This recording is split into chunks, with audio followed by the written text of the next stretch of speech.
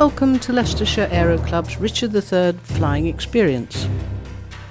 You will be following the route taken by Richard III and his army from Leicester to the battle site at Bosworth.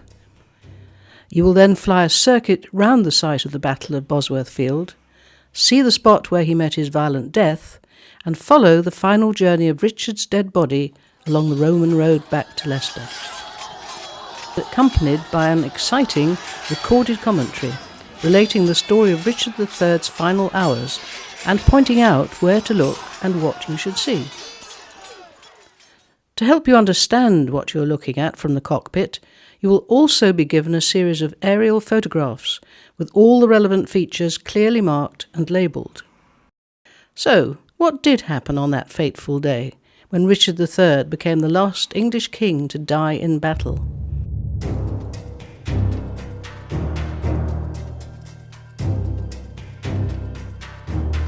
The battle that would be fought on this day would mark the end of the War of the Roses, a 30-year-long dynastic war between the House of York, represented by the White Rose, and the House of Lancaster, represented by the Red Rose. The King, Richard of York, was in Leicester with his loyal nobles, the Duke of Norfolk and the Earl of Northumberland. He knew his Lancastrian adversary, Henry Tudor, had landed in Milford Haven, South Wales, some weeks earlier, accompanied by a small army of approximately 1,800 French mercenaries. Henry's commander was the Earl of Oxford, since Henry himself had no experience of soldiering. Henry was marching slowly east, gathering troops along the way. Richard and his armies planned to cut off Henry's advance to London. On the 21st of August, Richard stayed overnight at the Blue Boar Inn in Leicester, planning to ride out and join his some 10,000 troops, now camped 12 miles away at Ambion Hill, near Market Bosworth. He left the city on the morning of the 22nd, crossing at Bow Bridge, where legend has it that his spur hit a stone on the bridge, and an old wise woman among the crowd prophesied that Richard's head would strike the same stone on his return to Leicester. It is also legend, and possibly fact, that, on hearing later of Richard's defeat, the owner of the White Boar, a symbol seen on Richard's coat of arms, hastily painted it blue, and it remained as the Blue Boar Inn until it was demolished in the 1800s. The Yorkist troops of Richard, numbering about 10,000 men, deployed on Ambion Hill along the ridgeline, west to east. Norfolk's group of spearmen stood on the right flank, protecting the cannon and the 1,200 archers. Richard's group of some 3,000 infantry formed the centre. Northumberland's 4,000 men, many of them mounted, guarded the left flank. Standing on the hilltop, Richard had a clear view of the whole area. He could see the Stanleys and their 6,000 men holding their position to the south on Dadlington Hill. The Stanleys' loyalty was questionable, so Richard had Lord Stanley's son held captive and threatened to have him executed unless the Stanleys promised to join Richard. Henry and his men were standing to the west at White Moors. Henry's army was only 5,000 strong, half the size of Richard's, and composed mainly of French mercenaries and Welsh followers. Probably only about 300 were English. Between the armies lay marshy ground. Henry's troops advanced towards Richard's position on Ambion Hill. Harassed by cannon and archers, his men manoeuvred around the marsh to firmer ground. King Richard and Norfolk advanced. Hails of arrows showering both sides. Hand-to-hand combat ensued. With Henry's troops on the firmer ground, Richard realised he was at a disadvantage and called on Northumberland's men to advance. But they didn't move to help. Henry, seeing this in his favour, rode off towards the Stanleys.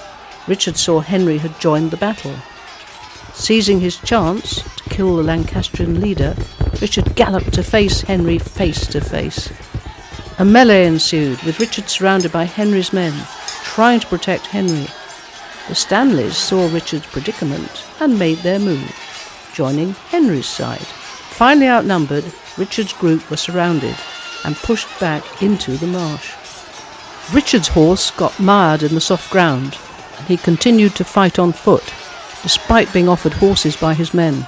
He fought bravely to the end, but died, badly wounded, on the battlefield. Richard's forces disintegrated as the news spread. Northumberland fled north.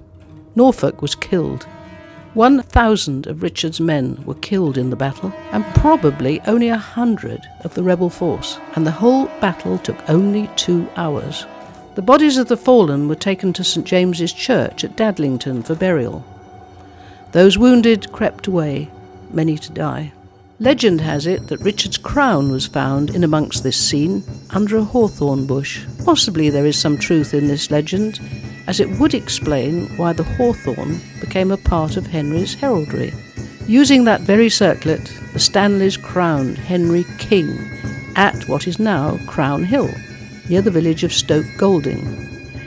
Henry had Richard's body stripped naked and strapped across a horse and led back the 12 miles to Leicester. It is said the old woman's prophecy came true, and that Richard's head did strike that stone when crossing Bow Bridge to enter the city. Henry denied any immediate rest for the dead King Richard. He had the naked, battle-broken body openly exhibited at a nearby church across the bridge. 2 days later, Henry finally allowed the corpse to be interred in a plain, unmarked tomb at Greyfriars Priory, close to the cathedral. After the priory was demolished in 1536, Richard's tomb was assumed to have been moved. His final resting place remained lost until 2012, when archaeologists rediscovered his bones in the original burial site where Greyfriars Priory once stood, now a car park across the road from Leicester Cathedral. Examination of Richard's skeleton clearly shows a man in his 30s who had suffered multiple wounds from a variety of weapons and had been hurriedly buried in a grave that was too small. The skeleton also had a number of unusual features, most notably a severe curvature of the spine that caused his right shoulder to be higher than his left, proving there was some truth in the various theatrical portrayals of Richard as the hunchback king. Richard III's final resting place is Leicester Cathedral.